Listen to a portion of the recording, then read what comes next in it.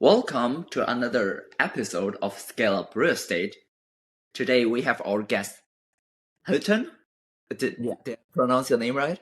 yeah, it's Hiten. Yeah, Hiten. Good having you on. How is everything? everything is good. How about you? I'm this is starting off my day. It's 10 a.m. in Portugal. Last time when we were on a call, you told me you hmm had your background in Canada and you just moved back to India with your real estate business. so no, actually, it's been a while. That probably now 3 months. I was in Canada earlier. I have the same background as you, as we talked about marketing. But then I moved back and I started working in real estate and using my skills in marketing to reach out to more people. Actually, one of Have you the done real estate in Canada as well back then? no, I only did marketing. I actually had real estate clients that I worked on. Okay. Yeah, but not direct real estate. Okay, nice. And what do you do right now exactly with So, what's the marketing side? so right now I work as a real estate agent at my own company, Mhm. and so what my job is to broker services for my customers. So people actually reach out to me. I find the best property for them, and I help them invest in the property or any real estate venture that's coming up, whatever the need is for the client. Nice. And do you have a special type of properties you specialize in, or you do many different types of Uh, risk? it's many different type, but mostly I try to cater to residential needs. Residential? Yeah. Is it high end, middle class, or I would say both. I would say middle class and a little high end into luxury market as well. okay, okay. Yeah. Sweet. Yeah, last time when we were on a call, hmm since you have a marketing background, right? Yeah. You're doing your own marketing, right? Yes. And yeah, like not like me. I'm only really good on the Google side, right? You actually hmm tried out all the different channels, right? Yes. So one of the things I would say is that for real estate, like one of the insights that I do have, one pretty good platform is LinkedIn, which a lot of people actually avoid, but Yeah. because there are a lot of professional, including CEOs, Okay. MDs of company working on LinkedIn. You network with them, you start posting about real estate, and then you actually have a client online through that.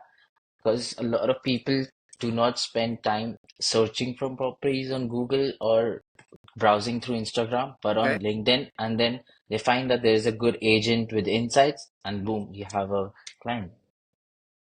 Yeah, let's go a little bit deeper on that. Do you mean running ads on LinkedIn or No, doing posting on LinkedIn? posting on LinkedIn. Okay, so basically the same what people does with IG, right? So Exactly. Yeah. they do some posts, they comment and they reach out to people. Exactly. So it's a mix of both, I would say. If you run few ads as well, of Hmm. not any listing, but as you as an agent. So that would be more beneficial rather than posting a listing on LinkedIn because people on LinkedIn actually prefer to have more insights, meaningful networks rather Yeah, than just seeing a listing. Nobody wants to see a listing of a house, but they would be willing to connect on network with a good agent, right? yeah. Yeah. Is that a strategy you're using right now to get Yes, I this? am. I Okay, did. I recently discovered about this and I'm working on it okay. right now. Like how much time do you spend on LinkedIn?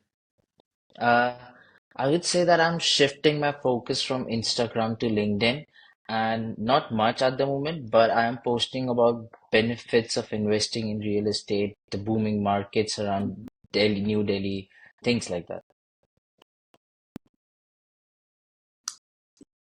Nice.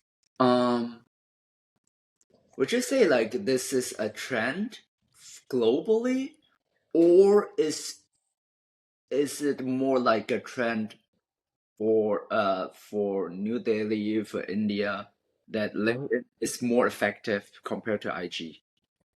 I would say that this is something that can be used anywhere around the globe, like this strategy, because at the end of Mm. the day, people are on LinkedIn looking for insights, a better network, a better services, I would say. So LinkedIn is a place you should be. Nice. Yeah, this is good insight. And and for the clients, do you think like Uh, for clients that makes sense as well to be uh, on LinkedIn as well? Like for investors? no. Uh, definitely. If you, as a client who just wants to buy a property, definitely not. But as an investor, somebody who has money to invest in Yeah. commercial real estate or even in residential real estate for rental yields, they could definitely find a good agent with insights because this is not something like you're buying your dream house. This is something you are investing to get something in return. So it's like a service you're getting, right? So probably to find a good agent, you should definitely look at LinkedIn. Yeah, I chatted with a couple of investors on the Hmm. podcast, right? For example, one is looking for really good property manager since Hmm. very Yeah, frequently the interest of the property manager doesn't align with the investor, right? yeah. So I think for him it might make sense, right, to have a platform organically. So and yeah, then the property manager like can reach out, right? Yeah, So I guess like for definitely. passive investors, this probably doesn't make sense, right? Let's say a Exactly. doctor who just want to like um have a portfolio and spread the risk with stocks and whatever, right? Yes, He just want to have a couple of properties and that's it. That probably doesn't make sense. But if someone have a real estate investing business and want to grow, exactly. right, and they need people to work with, Exactly. LinkedIn could make sense. Yeah, definitely. I agree with you on that. Like, it's definitely for the people who actually want to make money just investing in real estate. Those people should be at LinkedIn finding better networks or agents to work with, basically. Hmm.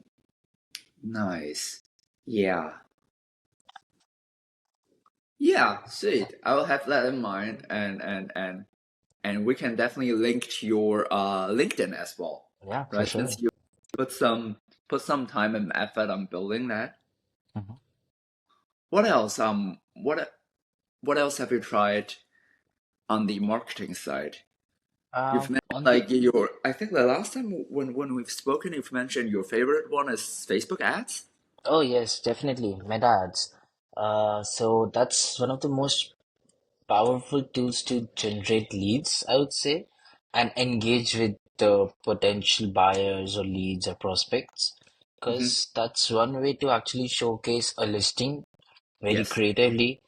You send out message about the insights of a about property or a real estate listing, or even about insights or facts that where should you invest a booming market, and people can reach out to you. And not only just for the purpose of actually having leads or prospects, you just build a community around people who have an interest in real estate, right? Yes. So like fill a pipeline, right? And Definitely. so like compared to what we just discussed, right, with LinkedIn, Facebook is more you can show the listings, right? It's Exactly. less for networking, but more Yes, for actually like get the client, get the property. exactly. So I feel Instagram just becomes your personal portfolio at a Hmm. time that you have these listings, that you work on these projects, you have this insight. So you don't have to have a professional portfolio all the time. People on social media browsing through, they can see that what kind of a agent you are and how do you work, the insights you have, the listings you have, right?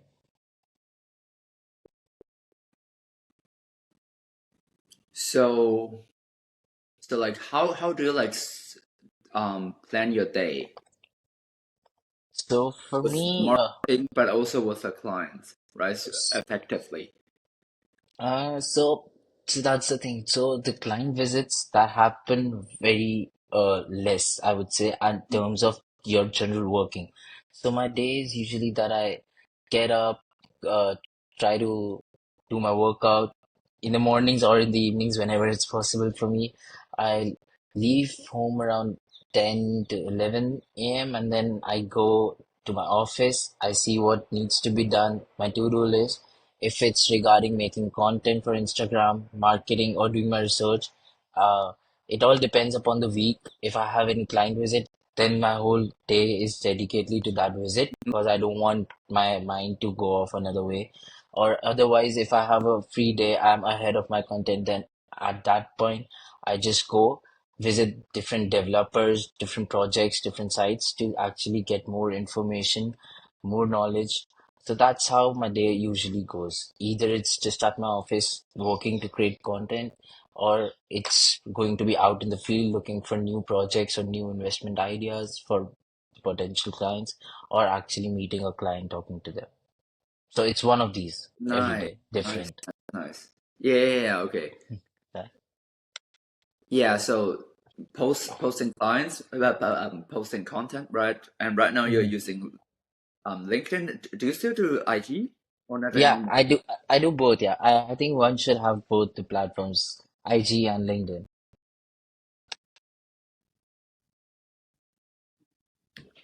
Got you. What's the main difference to do content posting though? Or you just post like the same stuff on both platforms? Because So LinkedIn should be like more informative, right? exactly. So Or like, I post mhm, different content on both. On LinkedIn, it's different. On Instagram, it's different, and in different formats. On LinkedIn, even if you write an article with a single image, it's gonna work and reach out to people who are interested in reading, right? yeah. Insights. But on Instagram, I have to do the same thing using a reel. Mm, okay. And nice. And then that's like your funnel, right? On the Yeah. top. And then it's the communication with the clients, right? And then Yes. you also do like background check with the properties with a developer, right? So you Yes. actually have content to talk about. Yes, exactly. So that's what the thing is. So I either talk about a new upcoming project, I give information about related to any new projects, or in fact that I have this habit of actually going through various articles about the real estate updates basically happening in India around New Delhi and NCR region where I usually operate. And then I try to post a story about a daily real estate update. Any article, I take it out and then I post with my feedbacks and comments on it so that everybody can have access to these insights or articles and then know more in depth about real estate and if they're looking to invest or buy their property. Nice, nice, nice. No, I like it. Yeah, Like it is structured and makes sense, and there's like a logic behind it, right?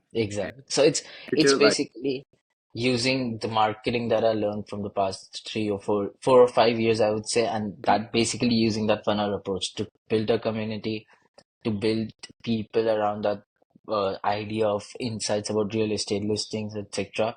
And then usually like funnel them down into like middle funnel, reaching out to them, or if they DM you, and then turning them into prospects, leads, and then turning them into potential buyers. yeah, and this is like a long process, right? Exactly, And definitely. it It's takes time, and I think you do have to like be very consistent, right, with it. And exactly, since you don't really know when the result is coming, right? It's different than definitely. cold calling. I don't know whether you've done that. Yeah, I have done cold calling as well. So Yeah, it's not necessary cold calling. So when I ran Meta ads, I had that form for lead generation, etc. So I did get numbers through my form and everything. Then I called them, discussed about their needs, and and then I moved forward. And there are times that in real estate, definitely, even if you go through the whole funnel, you find out prospects, it still doesn't fall out, right? The yeah, conversion ratio is very less in real estate as compared to other industries. But then again, that reward ratio is high. So it's definitely going to take a lot of time, a lot of efforts, but that reward ratio is pretty high that you keep doing it, keep doing it. In real estate, it's not like you earn that specific amount every day. like No, salary based. Yeah. no. So that's what the thing. You have to continuously work on something for that 3, 4 months, and then you're gonna see the result of it. Yeah, Yeah. nice. Yeah, definitely, I definitely can tell like you thought about how you want to do it, right? Yeah, And yeah, when I definitely. was like, yeah, do it again and again, again, and the result gonna come. Definitely. I just started probably like 3 months, so that building that base, that community, it's gonna take me a while, but once it's there, it just generates itself, that leads, that prospect itself once you reach to a certain level, because that's when people start trusting your insights, people know you, that's when they reach out to you, then you reach out to the buyer. Yeah, for sure.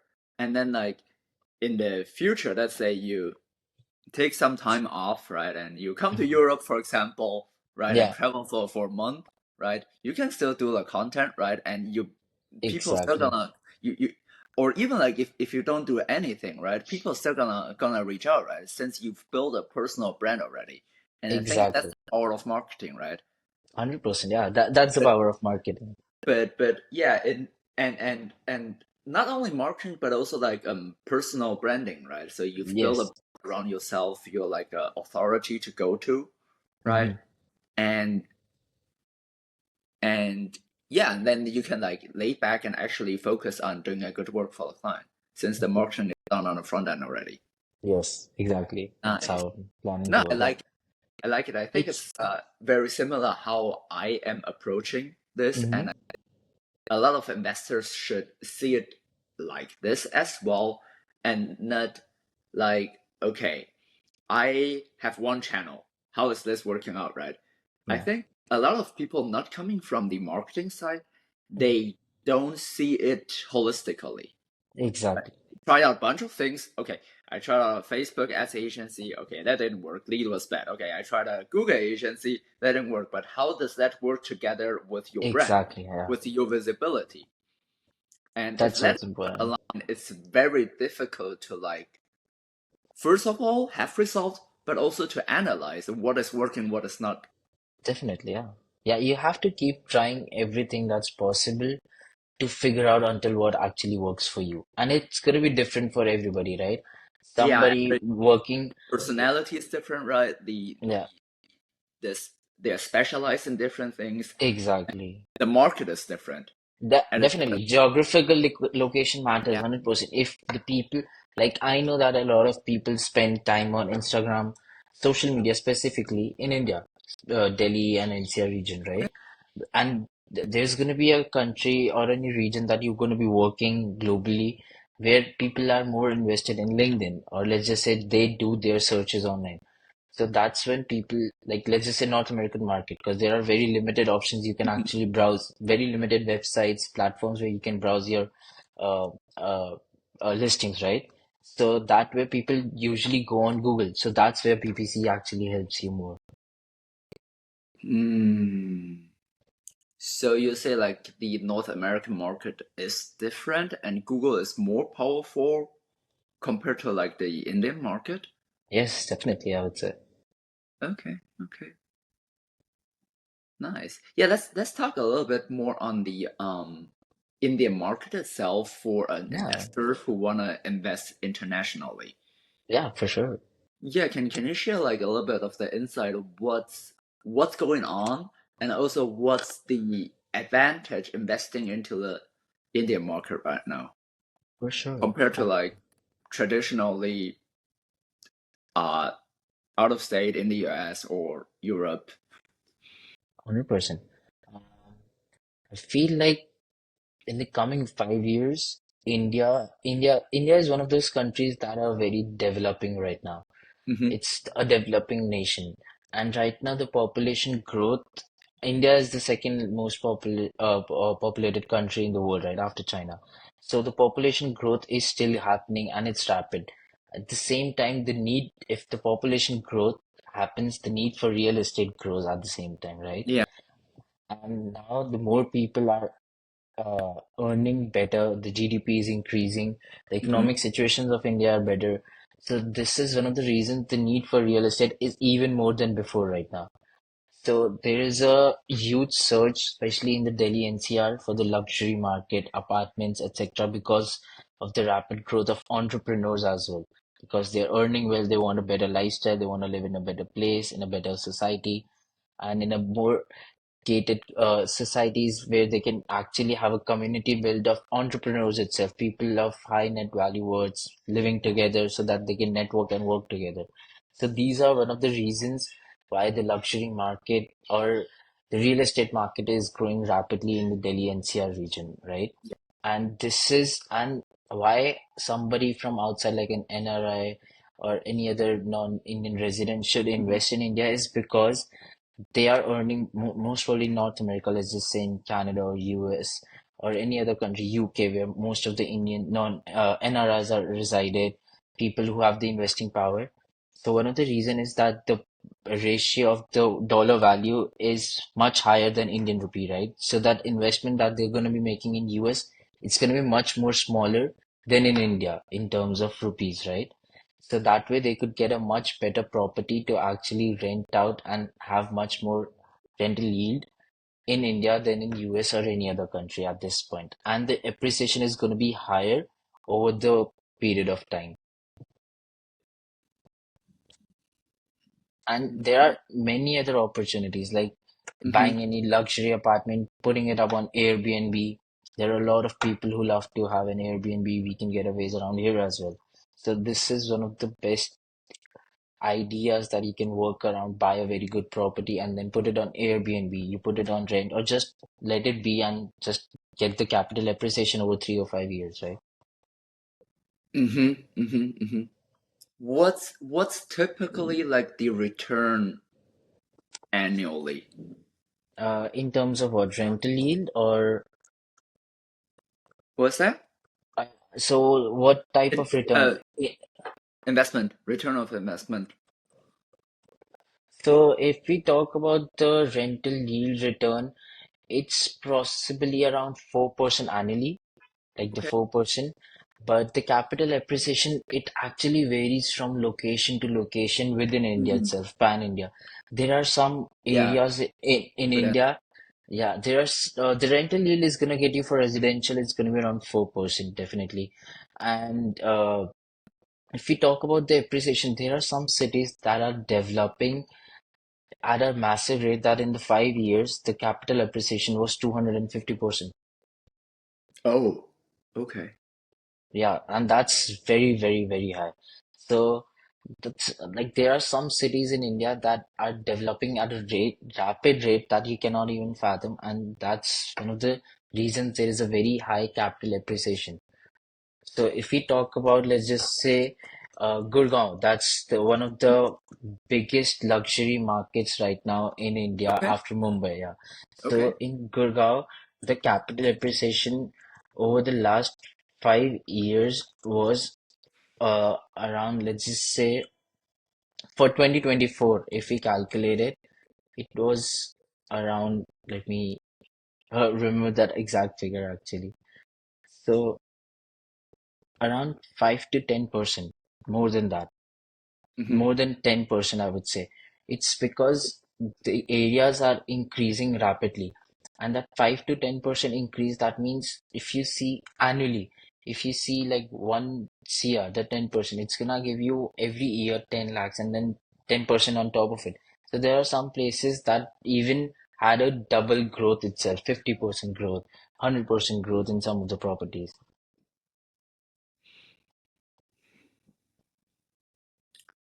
Yeah.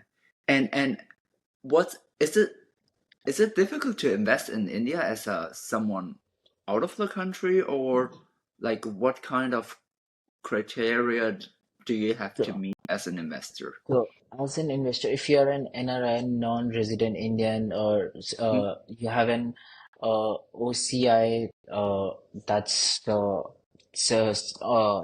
citizenship or overseas citizenship of India, like people who had Indian origin, they could have something like that. For Okay. them, it is fairly easy to invest, but somebody who is a who doesn't have any background in India, they have their guidelines, which are very straightforward actually to follow. That you have to get the Reserve Bank of India. You just need to get an approval from them that you can actually invest, and then you find the right broker, right agency to work with, who can actually guide you the best, and then you can definitely invest in it. It's not so tough, I would say. Okay, okay, okay. It's a very straightforward, simple guidelines that the RBI Reserve Bank of India provides for anybody Mm, to invest here. And then it's pretty straightforward that you need to find the right property. You just need to get some government approvals, and it's fairly uh-huh. easy after that. Yeah, nice. Cool. Yeah. Sounds good. Go ahead. Sorry. Go ahead. Yeah, I was just saying that there are certain developers that work globally are now entering real estate market in India itself, like in Delhi NCR, like Emaar, one of the biggest developers in Dubai. They have their projects going on in Delhi and the NCR region because they see the potential growth for them in the coming future here, right? So how such a big company is making a move like that, and still there are Hmm. people who are worried that this is not gonna happen. It's not possible to see such an appreciation. I mean, if they have such a huge R&D teams, right? They might have done their research in a way that they know that it's gonna grow, right? Yeah, I can tell following all the trends and the Yeah, insights is helping you understanding the market. yeah, And and definitely. and like and I think like if you want to invest, you need, and especially if you're not in the same country, you need to Hmm. know the trends, right? What are the moves Definitely, the big players are doing, right? So that you can you can do the right thing at the right time, right? And I think this is very important if you want to invest. definitely, definitely. Yeah. Thank you, my friend, for all the insight. Hmm. Um, and yeah, I wish you all the best with the marketing strategy we discussed, building a personal brand, but also yeah, the Indian market sounds like a growing market, right? Definitely. And with the attitude and with the mindset we discussed, I can definitely tell you're gonna be very successful with that. Thank you so much, Katie. And thank you for this opportunity that you gave me to actually be on this podcast, discuss about all these facts. One Yeah, thing I would definitely go ahead. like leave it on the table is like one thing that I learned actually, like Hmm. for an investor, anywhere in the world globally, if you want to invest, you should always invest in land. Don't buy an apartment, don't buy anything, just buy land. That's something Mhm. yeah, because that's something that's going to be scarce in the coming futures to actually own, right? For people to actually have land to live on because of the growing population globally. So always invest in land. If you can, always invest in that. Yeah, Thank you for that. It's definitely gonna link definitely. your LinkedIn and your IG Sounds under good. the video. Can I just take a quick snap for the Instagram story that we Yeah, can for put sure. the For yeah. sure.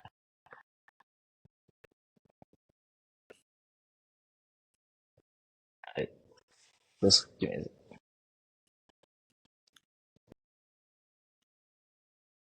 Thank you. Sweet.